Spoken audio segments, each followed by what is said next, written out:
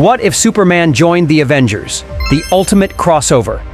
Nobody's ready for, but absolutely deserves.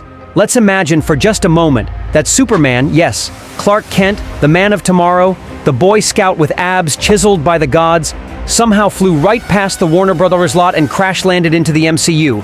Now I know it sounds insane, but with how unstable the multiverse is lately, with timelines cracking like old iPhones and universes bleeding into each other like overcooked spaghetti, it's honestly not that far-fetched. So today, we're answering the one question comic book fans whisper about when they think no one's listening. What if Superman joined the Avengers? What would he think of the team? Would he join up, or call S.H.I.E.L.D. and report them? Would he lead Earth's mightiest heroes?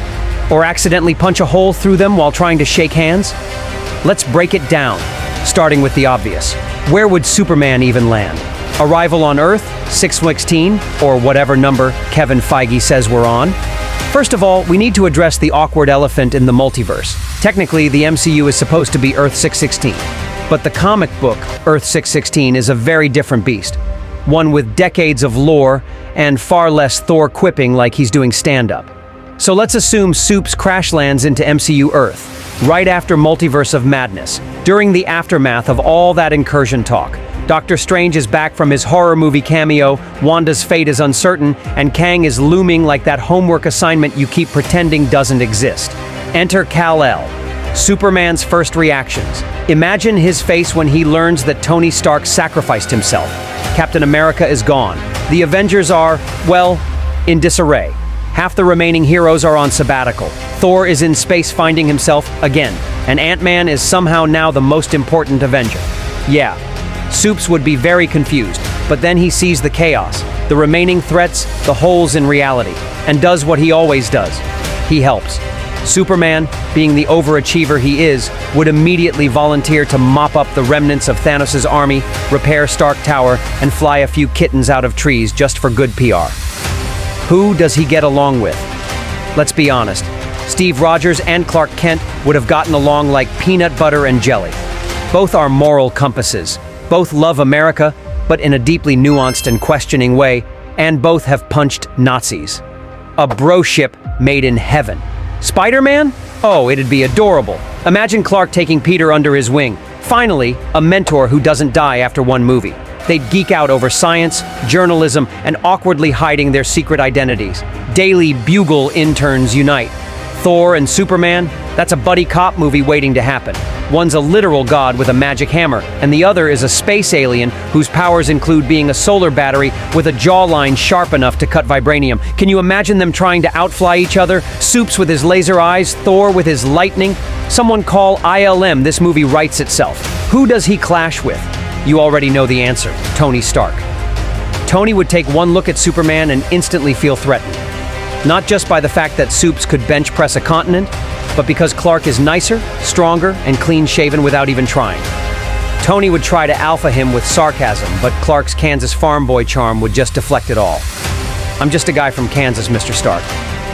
Yeah, and I'm just a guy with a multi-billion-dollar suit and no alien DNA, but thanks. Now imagine Bruce Banner's face when Supes shows up. Here's a man who wants to keep his emotions in check because he doesn't want to smash. Meanwhile, Kal has the strength to punch a moon in half without turning green. If anything, Banner would either admire him or start stress-eating shawarma. Magic? That's a problem. Here's where things get spicy. Superman's Kryptonian physiology makes him nearly invincible, except when it comes to kryptonite and magic. And guess what the MCU has in buckets? Magic.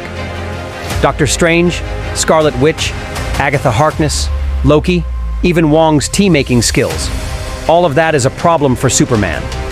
Kal might fly fast enough to reverse time, but that won't help if Strange traps him in a mirror dimension or Wanda dreamwalks into Lois Lane's brain.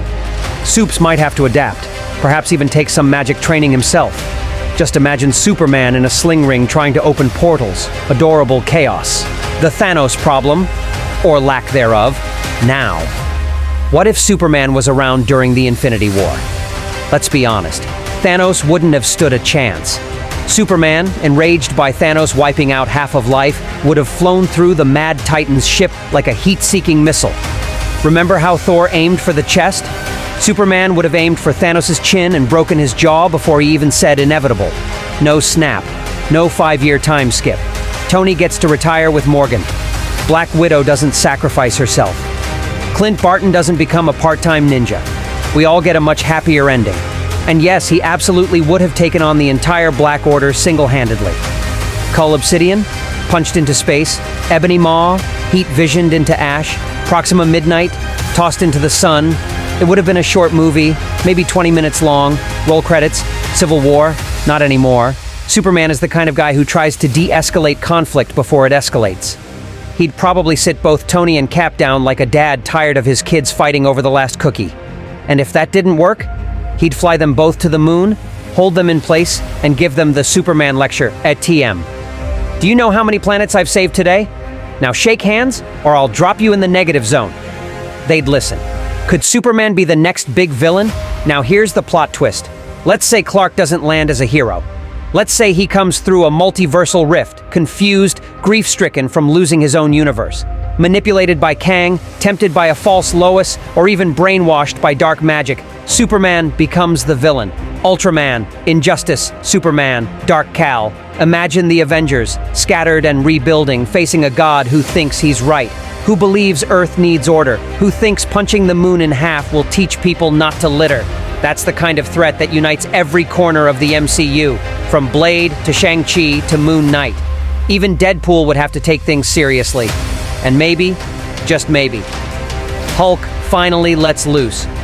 World-breaker Hulk versus evil Superman? I'd pay actual currency to see that. The Sentry versus Superman. And speaking of godlike powers, let's talk about the MCU's own Superman, the Sentry. He's got the power of 1,000,000 exploding suns, a tragic backstory, and a built-in dark alter ego. Sounds familiar? Now picture Superman versus Sentry. It starts with a handshake, ends with the moon in pieces and the ocean on fire. The MCU has teased the arrival of the Sentry through the Thunderbolts, so imagine if, just when he starts losing control, another figure descends from the sky, cloak flapping, eyes glowing, and says, "Hey, let me help you. It's not just a fight, it's a lesson in hope." And that, my friends, is Superman's greatest superpower. Not strength, not heat vision, not speed. Hope. Final thoughts. So, what would happen if Superman joined the Avengers? Everything would change. The stakes, the battles, the politics. But more than that, the tone. Superman brings something the MCU's been craving lately. An unshakable moral center. A symbol. Not just someone to punch through reality, but someone who makes others believe again. Plus, he'd finally give the Avengers someone who doesn't need a snarky comeback every 5 seconds. Let's be real. The MCU could use a bit of Kryptonian humility.